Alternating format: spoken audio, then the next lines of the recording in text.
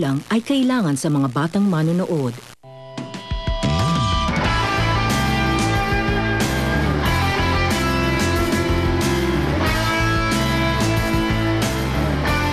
Kala ko si Diana ang gusto kong mausap sa akin. Baka nalito lang po sa amin yung sekretarya. Tungkol po sa suspension ni Natasha. Baka pwede niyong i-lift na lang yung suspension. A suspension is a suspension.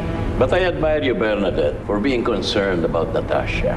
Alam kong hindi na mababago ang lahat ng sorry ko, pero I just really want to apologize. I don't need apologies. I need solutions.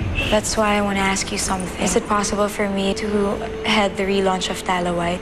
Okay, I'll give you another chance to do things right. Kahit hindi ka nakatingin, concerned ako sa'yo. Hindi ka gaya ng mga kino-close mo kuno. Kasi competition na to kaya tayo nandito eh. Pero, ingatan mo yung jowa mo kasi baka yun ang maagaw. What exactly do you mean about that? So better take care of your belongings and never leave them unattended. Nangyari? Kailangan yung tulong. Since tinulungan kita, may isang kakawin sa akin, isang date. Ay, hindi ako bukas. Launching namin ang bagong produkto namin bukas, no? Ano oras? At gusto mo malaman? Kung hindi ka pwede, Thursday. Iwan ko muna kaya. I just have to attend to something.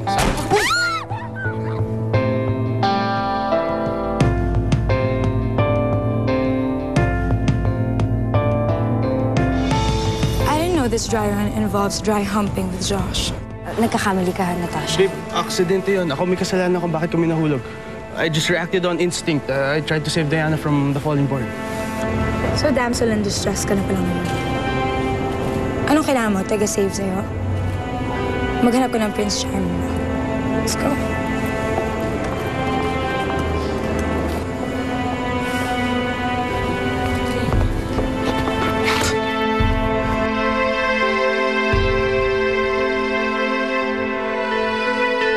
So, how'd the meeting with Mr. Alcantara go? Did he ask about me? Yes, Inigo.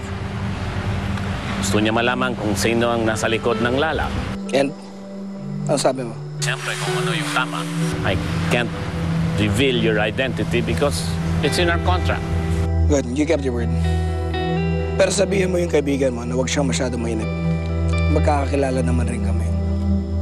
Makakaharap rin niya ang mukha na nasa likod ng kumpanya na magpapabagsak sa kanya. Thank you. Nilapitan nga siya ni Romualdo. Well, he is a professional and our identities remain secret, tulad ng napag-usapan namin. Mukhang dependable talaga yung mall mo sa opisina ni Romualdo. Ay, hindi pa niya ako nabibigaw simula nung nakuha natin siya. So far. I pity Romualdo. That old corporate rat. Wala siyang kamalay-malay na may ahas sa sarili niyang bakuran. Eh, ahas na rin siya, hindi ba? Sa ginawa niyang pag-traitor kay Lolo. Tamang-tama lang na ahas rin ang magbantay sa kapwa-ahas, hindi ba?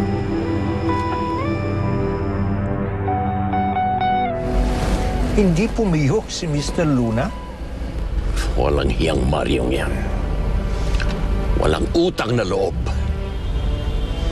Kumpare ko pa naman. Dapat magsaulian na kami ng kandila. Ang bilis naman makakuha ng sariling kakampi ang may-ari ng Lala. Kung sino man siya. To think na bagong sabak lamang sila. I hate to admit this, Arturo. Kahit bago pa lang sila sa industriya.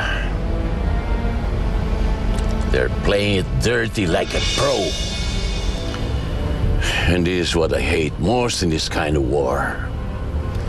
Hindi mo kilala kung sino ang kalaban mo. Para ka nakipagbuno sa multo.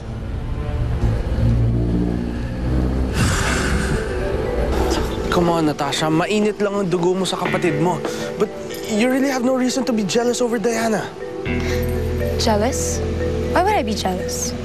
Pag sinabi mo nagsiselos ka, ibig sabihin nun, insecure ka. Bakit naman ako may insecure sa isang delivery girl?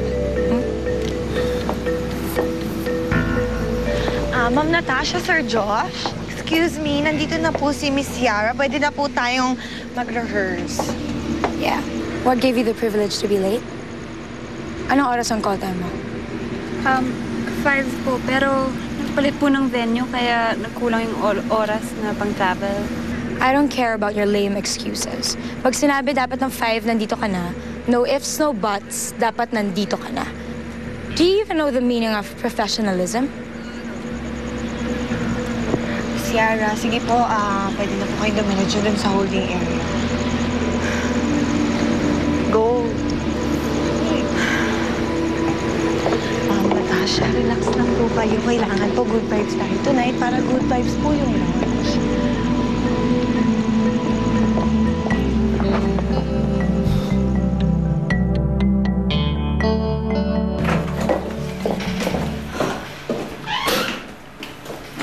Grabe naman yung kapatid mo sa'yo.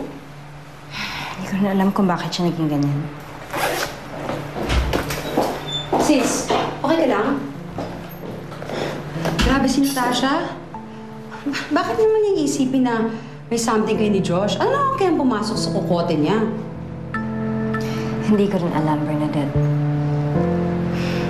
Sa bagay, hindi mo naman din siya masisisi kung sakali. Maganda siya, matalino ka rin naman. Hindi ka mahirapan kunin si Josh kung gusto mo talaga. Bernadette! Naisip ko lang, relax. Ano ka ba? Chinek lang kita. May kausap ka naman pala. Relax.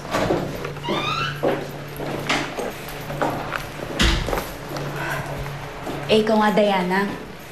Umaming ka nga sa akin. May gusto ka ba dun sa Josh? Wala.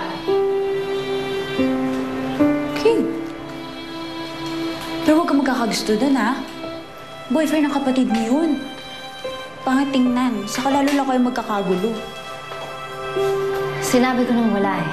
Wala akong gusto sa kanya. Wala. Nag-explain lang ako.